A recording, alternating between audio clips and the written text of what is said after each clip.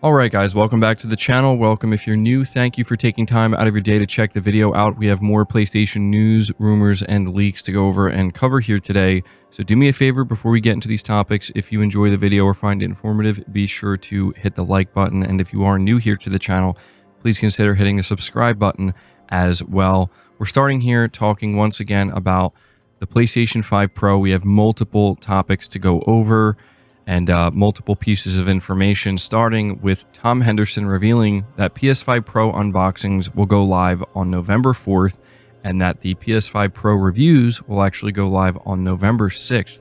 And I think most people are going to be interested in the PS5 Pro reviews, specifically kind of hearing what is being said about this console and how positive or negative, potentially, some of these reviews are going to turn out. But continuing to talk about the PS5 Pro, we once again have developers talking about the technology here. We're starting here with Dying Light developer Techland saying that PSSR could be PS5 Pro's key feature. That's according to the franchise director. They say we're just starting to discover the full capabilities of PS5 Pro, but it's already exciting as it gives us a lot more flexibility with graphics and performance. The boost in GPU will allow us to push visual fidelity, especially with complex environmental details like weather effects, which are very core to Dying Light the Beast's experience. This kind of power also means generally smoother gameplay at higher resolutions, and that's something very important to a game like ours, where the highest level of immersion is of utmost importance. Sony's PSSR is a substantial push for the super sampling tech that other companies are experimenting with. It's a great initiative, as in the future this can allow developers to focus slightly less on performance and have a bigger creative liberty. If what Sony is proposing will become the new standard, then PSSR could potentially turn out to be even more important than the direct increase in GPU power that the console delivers.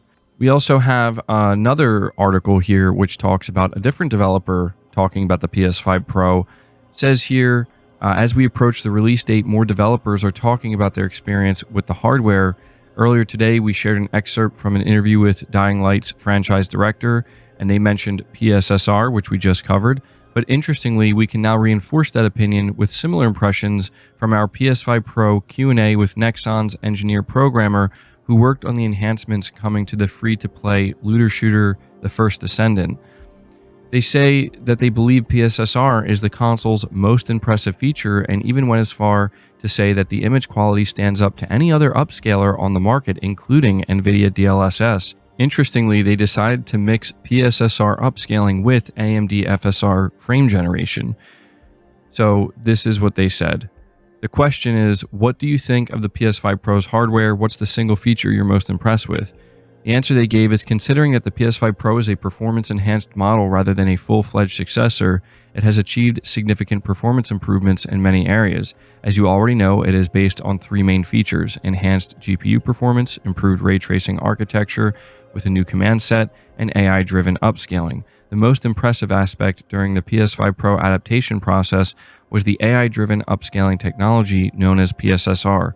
On the existing PS5 base model, the FSR image upscaling feature is typically used, which has some drawbacks, such as pixel ghosting and pixel jittering during the pixel reconstruction process. The PS5 Pro's image upsampling based on PSSR minimizes these weaknesses and delivers highly impressive results. Another question that this developer was asked is, are you using PSSR? What do you think about it compared to other upscalers like NVIDIA DLSS, AMD FSR, and Intel XeSS? And the developer says, as mentioned earlier, we actively adopted PSSR. Each upscaling technology has its own advantages and disadvantages.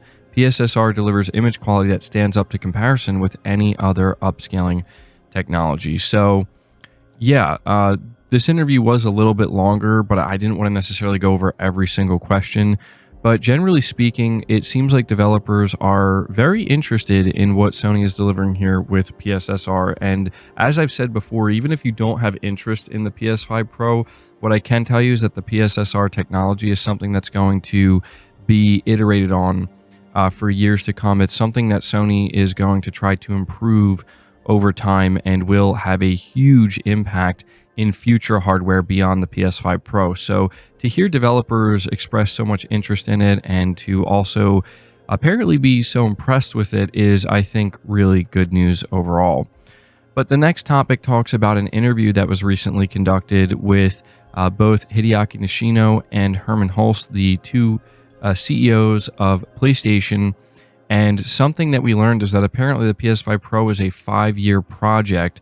Being reported by Push Square, they say the PS5 Pro will be released next week on November 7th, but the road to this point has been long. According to Sony Interactive Entertainment co-CEO Hideaki Nishino, Sony's mid-gen refresh has been in the works since before the base model launched in November of 2020. Speaking to Variety, Nishino explained that the Pro model was always part of the plan, noting that, quote, "We have done Pro in the last generation. We learned a lot from there," end quote, delving deeper into the staggered strategy. Nishino went on to say, "We were selling PS4 Pro in addition to the PS4. 20% of customers actually got the PS4 Pro.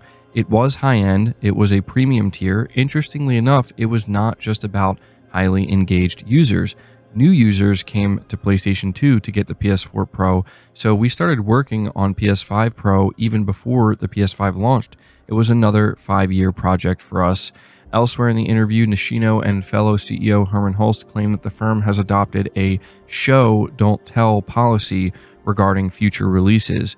The duo also discussed the challenges of their C-suite partnership and the opportunities and risks that go along with sharing power at the top. So two pretty interesting things to note here. Number one, the PS5 Pro was absolutely planned from the very beginning, and it seems based off of what Nishino is saying here, that the PS4 Pro and the success of it and the fact that it actually brought in new customers is what drove the PS5 Pro.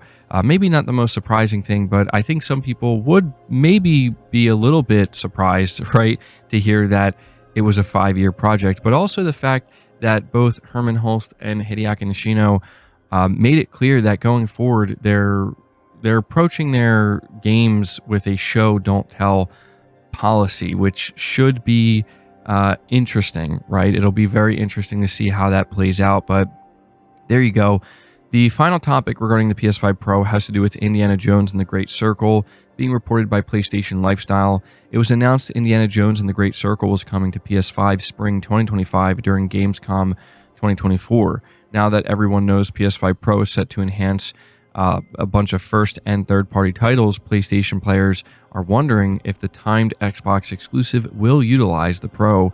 While signs point to yes, the developers did not quite confirm nor deny it's getting enhanced. In a recent interview with IGN, Machine Games design director essentially gave a non-answer when asked about Pro support. I don't think we've said anything regarding the PS5 Pro, but then he goes on to mention the base PS5 version, saying, "So we're obviously working on it. It's coming out next spring, right? It's going well. Again, it's by its core a multi-platform engine, so there are no huge restructuring or anything like that that's needed, so it's going well." And that's basically all he said. He clearly dodged the question. I would imagine that this game will end up getting Pro enhanced just because, I mean, they want the game to sell well, obviously, when it does release on PS5. And I think that if it does have PS5 Pro support, it might, it might encourage Pro owners to pick it up, right? Pro owners are going to be looking for games, especially new games that are Pro enhanced, no doubt about that. So I can kind of understand why if they are optimizing it for the Pro, maybe you don't say that right now because, you want to just kind of focus on the Xbox release. But who knows? Maybe it won't be. But there you go. That's the latest update we have for Indiana Jones and whether or not it'll be PS5 Pro enhanced. But I want to move on to the final topic here. And this is just a brief update on Death Stranding 2. It says here that Kojima Productions' Death Stranding series is only one game old, with the sequel Death Stranding 2 on the beach launching sometime in 2025. It may be difficult to remember everything that went down in the first game, but fortunately director Hideo Kojima confirmed a recap option in the sequel. The option is available from the main menu itself, though Kojima says it's very much temporary, and how extensively it recaps the story remains to be seen. Nevertheless, it would suffice for new players starting with the sequel. Death Stranding 2 on the Beach sees the return of Sam Porter Bridges as he joins up with the DHV Magellan to connect regions outside of North America. And so, yeah, I just wanted to throw this out here because I think this is going to be needed. I mean, I completed Death Stranding 1, I got the platinum, but even I don't remember every single story beat. There was so much packed into that game. So I can say that I will definitely be benefiting from this feature, and it will be interesting to see like how extensive this story recap will be. But there you go, just wanted to kind of throw that out there for you guys. But that's going to do it for the video. I hope you enjoyed it. I hope you found it informative. If you did, leave it a like, subscribe if you're new, hit the bell notification icon, and feel free to share the video out on top of all that. But until next time, guys, take care.